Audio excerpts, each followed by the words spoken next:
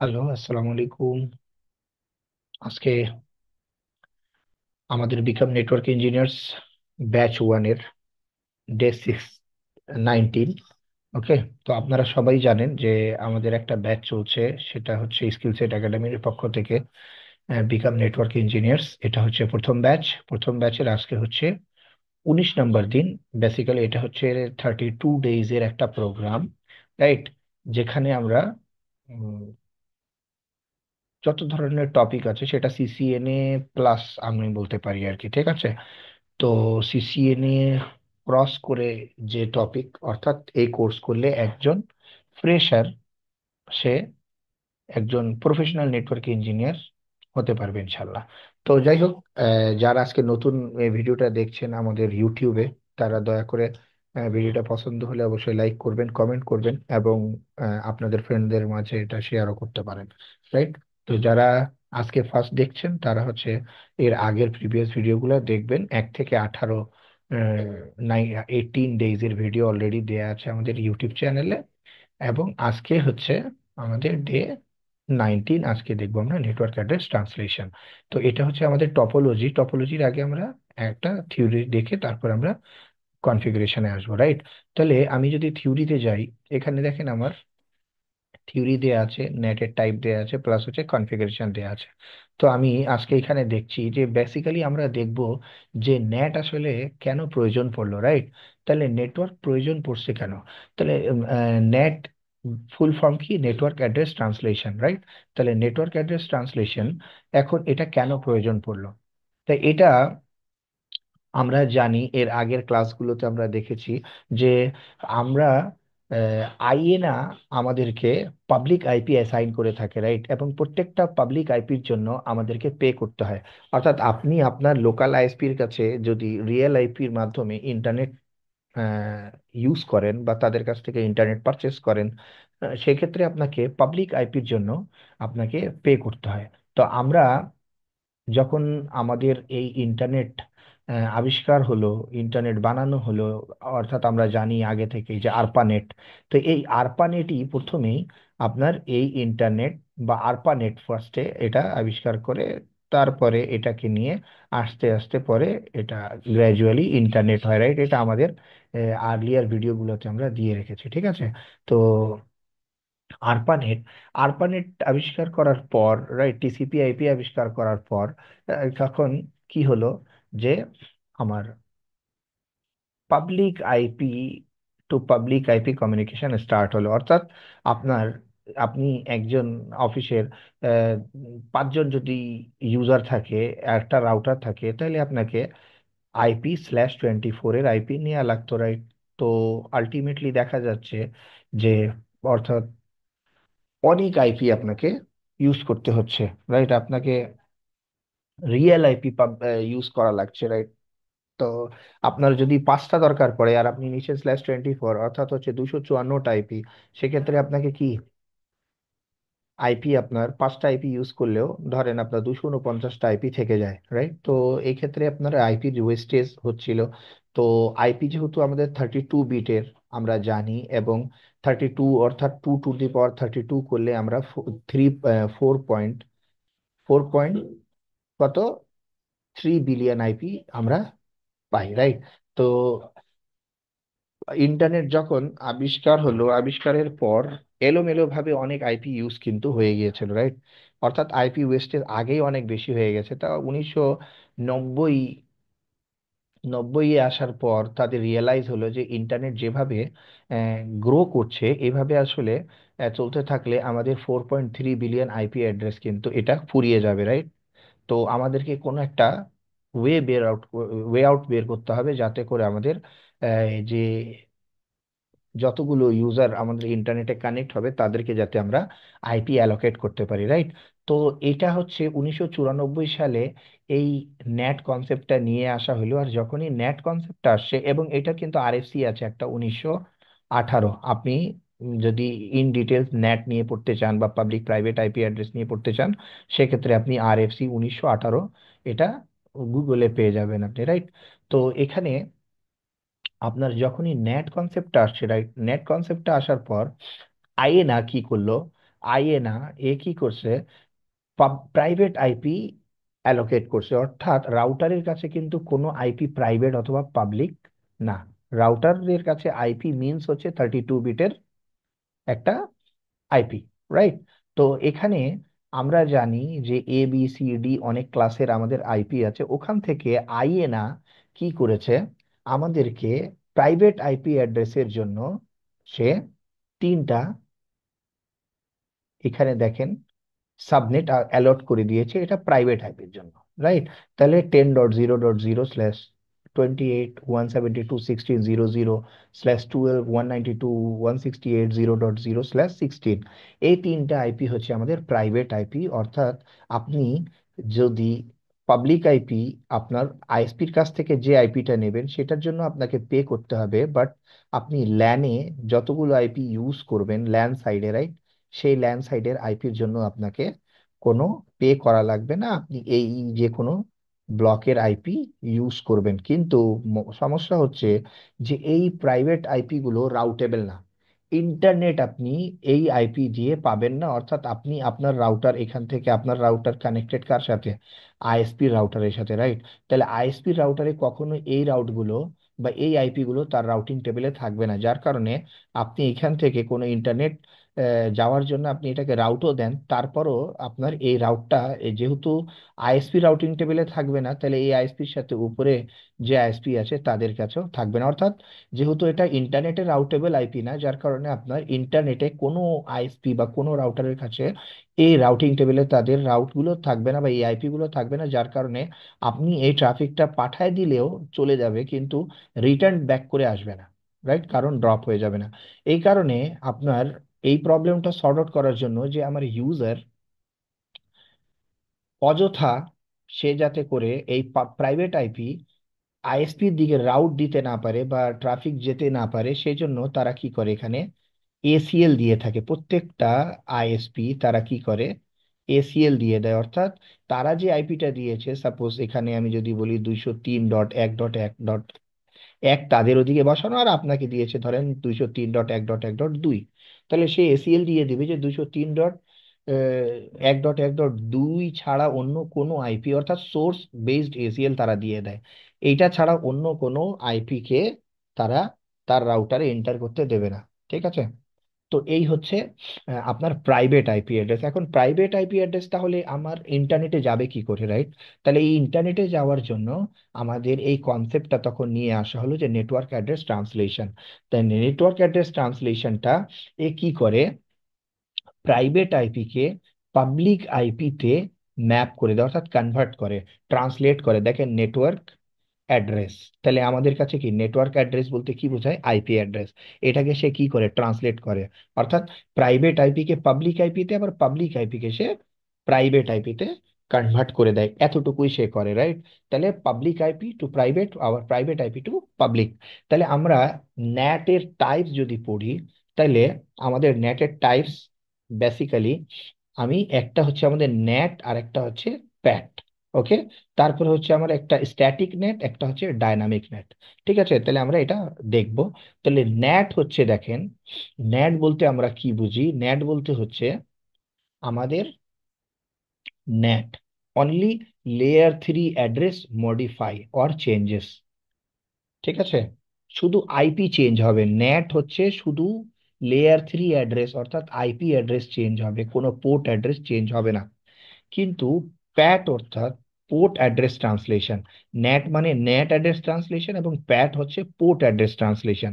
তা port address ট্রান্সলেশনে আমার layer 3 এবং লেয়ার 4 অ্যাড্রেস আমার মডিফাই হয়। তাহলে লেয়ার 3 অ্যাড্রেস আমরা জানি এটা হচ্ছে আইপি অ্যাড্রেস, এবং লেয়ার 4 অ্যাড্রেস হচ্ছে আমার পোর্ট অ্যাড্রেস, রাইট? তাহলে আমরা জানি পোর্ট হচ্ছে কত, 16 বিটের নাম্বার, রাইট? তাহলে ইন্টারনেট জগতে আমি 2 টু দি পাওয়ার 16 করি, তাহলে এখানে আমার 65,535টা পোর্ট আর কি আমরা ইউজ করি। ঠিক আছে, 16 বিটের নাম্বার হচ্ছে আমার পোর্ট, আর আইপি হচ্ছে 32 বিটের, রাইট? তাহলে এক তো গেল আমার নেটওয়ার্ক অ্যাড্রেস ট্রান্সলেশন এবং port address translation. Network address translation মানে হচ্ছে আমার লেয়ার 3 অ্যাড্রেস অর্থাৎ আইপি মডিফাই হয় অথবা চেঞ্জ হয়। আর পোর্ট অ্যাড্রেস ট্রান্সলেশন মিনস হচ্ছে আমার পোর্ট নাম্বার এবং আইপি অ্যাড্রেস দুইটাই ট্রান্সলেট হয় যে নেটে, সেটাকে আমরা বলি প্যাট। এবং শুধু আইপি মডিফাই হয় সেটাকে বলি আমরা ন্যাট। এখন চলে আসি আমার স্ট্যাটিক এবং ডাইনামিক, রাইট? স্ট্যাটিক বলতে হচ্ছে আমি একজন অ্যাডমিনিস্ট্রেটর হিসেবে, রাইট, আমি একজন অ্যাডমিনিস্ট্রেটর হিসেবে আমি যে আইপি কে যে আইপির সাথে ম্যাপ করে দেব সেটাই হবে আমার স্ট্যাটিক আইপি অ্যাড্রেস। অর্থাৎ স্ট্যাটিক যদি আমি ধরি, স্ট্যাটিক স্ট্যাটিক ন্যাট, তাহলে এখানে আমার কি হবে? Static net address means suppose আমার 192.168.1.1 আছে, এইটাকে আমি ম্যাপ করে দেবো 203.1.1.1 এর সাথে। ঠিক আছে? আবার আমার আর একটা আইপি আছে যাকে আমাকে ইন্টারনেট দিতে হবে, 192.168.1. ধরেন 2। এখন আমাকে আর একটা রিয়েল আইপি লাগবে, 1.1.2।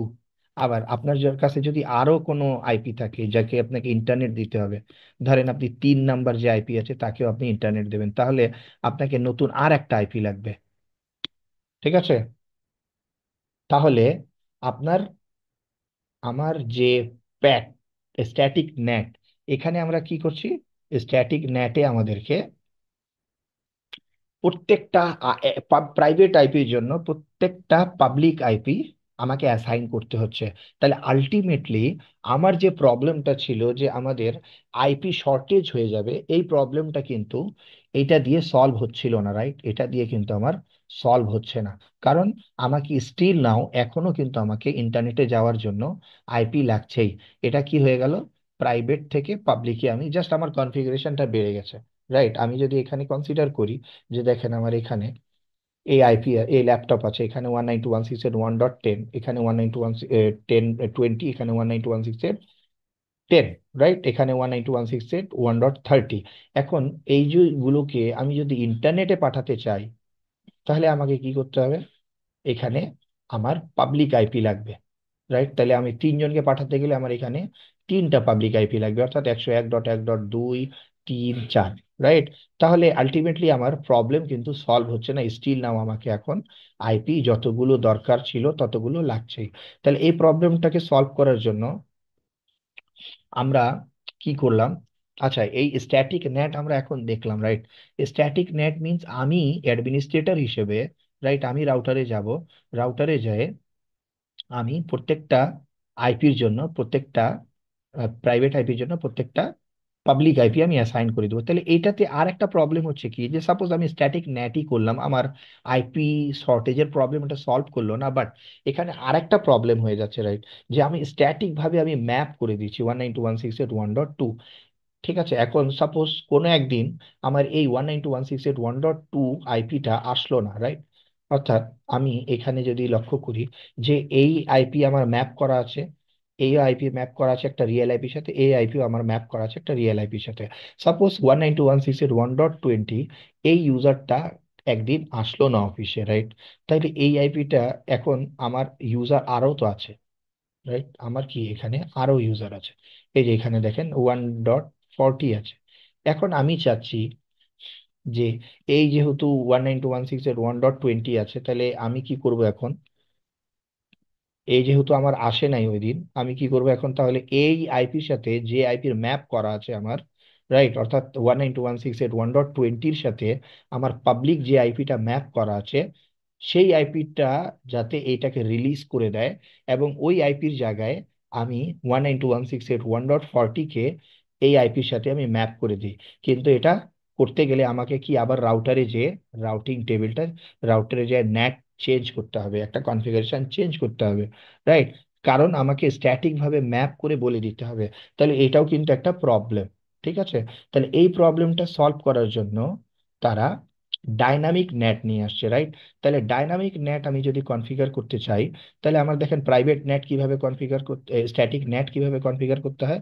এখানে আমার বলা আছে যে কনফিগার ওয়্যান ইন্টারফেস অ্যাজ আউটসাইড, অর্থাৎ আমার যে ওয়্যান ইন্টারফেস বা আইএসপি থেকে যে ইন্টারফেসে আমার আইপি কানেক্ট থাকে সেটাকে আমি বলবো আইপি নেট আউটসাইড।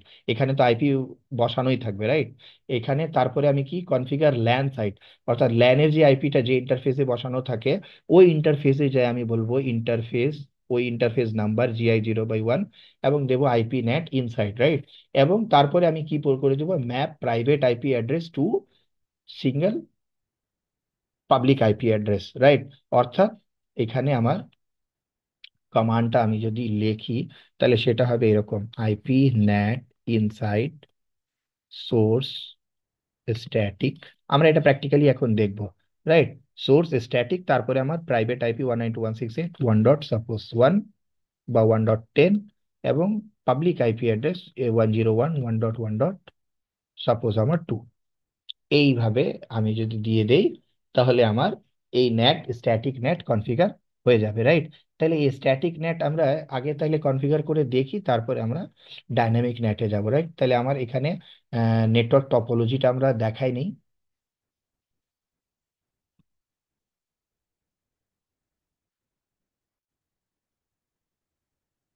নেটওয়ার্ক টপোলজিটা দেখে নেন এখানে কি করা আছে আমাদের। নেটওয়ার্ক টপোলজিতে আমরা যদি লক্ষ্য করি, এখানে আমার এটা হচ্ছে ইন্টারনেট, রাইট? এটা গুগল সার্ভার এদিক দিয়ে।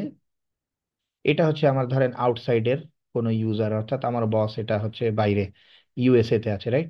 এটা হচ্ছে আমার আইএসপি, আইএসপির সাথে এটা কোন একটা বাইরের কোন একজন আইএসপির আর একজন কাস্টমার আছে, রাইট? আর এটা আমার আইএসপি রাউটার, আর এটা হচ্ছে আমার রাউটার। আমার রাউটারে আপনি দেখেন GI0/0-তে পাবলিক আইপি নিয়ে আছে 101.1.1.2/29। অর্থাৎ এখানে আমার আইপি কত, /29 যদি আমি নেই, তাহলে এখানে আইপি হচ্ছে কত, 0 থেকে 7 পর্যন্ত, অর্থাৎ 8টা আইপি, রাইট? তাহলে 7-এর মধ্যে 0 হচ্ছে আমার কি নেটওয়ার্ক অ্যাড্রেস এবং 7 হচ্ছে আমার কি ব্রডকাস্ট অ্যাড্রেস। তাহলে আইপি থাকে কত, 1 থেকে 6। 1 থেকে 6-এর মধ্যে একটা আইপি আমার বসানো আছে, দেখেন এখানে 101.1.1.1 আইএসপি এন্ডে, রাইট? এটা আমার আইএসপি এন্ডে বসানো। আর আমার ইন্টারফেসে বসানো কয়টা, 192.168.1.2। তাহলে আমি আরো আইপি, আমার কাছে এক্সট্রা আইপি থাকে কয়টা, আমি যদি ইন্টারফেসের আইপি বাদও দিই তাহলে আমার 3, 4, 5 এবং 6, অর্থাৎ 4টা আইপি আমার থাকে। এখন এই 4টা আইপি দিয়ে আমি ম্যাপ করবো এই চারজন, 4টা পিসি কে, রাইট? তাহলে আমরা এখন দেখি কিভাবে আমরা কনফিগার করতে পারি। তাহলে এখানে ল্যানে আমার 192.168.1.1 বসানো আছে GI0/0-তে, রাইট? তাহলে আমরা এটাকে স্ট্যাটিক নেট করে আমরা দেখবো, এখান থেকে আমরা পিং করে দেখবো যে আমরা গুগলকে পাই কিনা, রাইট? তাহলে চলেন আমরা কনফিগার করি। কনফিগার করতে গেলে, ও আমার রাউটারে কিন্তু এখানে আমার আইপি বসানো আছে এবং রাউট দেয়া আছে, রাইট? আইপি বসানো আছে এখান থেকে, এখানে আমার আইপি বসানো আছে এবং রাউট দেয়া আছে, ঠিক আছে? আমি যদি রাউটারে যাই, রাউটারে যাই আমি এটাকে শো রান, শো রান দেখালে দেখেন এই যে আমার ইন্টারফেস GI0 এখানে বসানো আছে আমার 101.1.2/28, অর্থাৎ /29। আর ল্যানে বসানো আছে 192.168.1.1, এবং এখানে আমার আইপি রাউট, একটা ডিফল্ট রাউট দেওয়া আছে আমার আইএসপির দিকে, রাইট? এবং আইএসপি রাউটারে যদি আমি যাই তাহলে আইএসপি রাউটারে আমার কি করা আছে, আইএসপি রাউটারে আমার আইপি বসানো আছে, আমার যে IP show IP interface brief, দেখেন এটা আমার রাউটারের সাথে কানেক্টেড এই আইপি, এবং এটা হচ্ছে অন্য আইএসপির সাথে কানেক্টেড আর একটা রাউট। এবং শো আইপি রাউট যদি দেখাই তাহলে আপনি দেখবেন এখানে আমার কানেক্টেড রাউট আছে, রাইট? এবং আমার এই যে 8.8.8 কে পাওয়ার জন্য আমার স্ট্যাটিক রাউট দেওয়া আছে, এবং 201.1. কে পাওয়ার জন্য আমার স্ট্যাটিক রাউট দেওয়া আছে, রাইট? আর কিছু করা নেই। এই যে এই নেটওয়ার্ক গুলাকে পাওয়ার জন্য আমি এখান থেকে কি করেছি, এখান থেকে ডিফল্ট রাউট দিয়েছি, রাইট? আর এখান থেকে আমি এদের জন্য স্ট্যাটিক রাউট দিয়েছি, একটা এর জন্য আর একটা এই নেটওয়ার্কের জন্য, রাইট?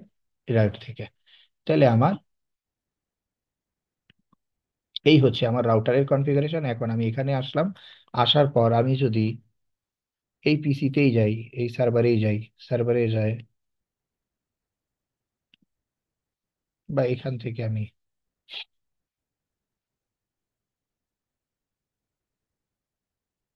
আমি 8.8.8.8 কে যদি ব্রাউজ করি আমি পাবো না, রাইট? এখান থেকে 1.20 থেকে command prompt IP config ping দেই, আমি পাচ্ছি না, রাইট? কারণ আমার ন্যাট হচ্ছে না, ঠিক আছে। তো আমি রাউটারে আসবো, রাউটারে এসে আমাকে কি করতে হবে, স্ট্যাটিক নেট কনফিগার করতে হবে। তাহলে স্টেপ ওয়ান আমার এখানে দেয়া আছে, দেখেন। আমি স্টেপটা যদি দেখি, তাহলে আমার স্টেপ ওয়ান এখানে বলা আছে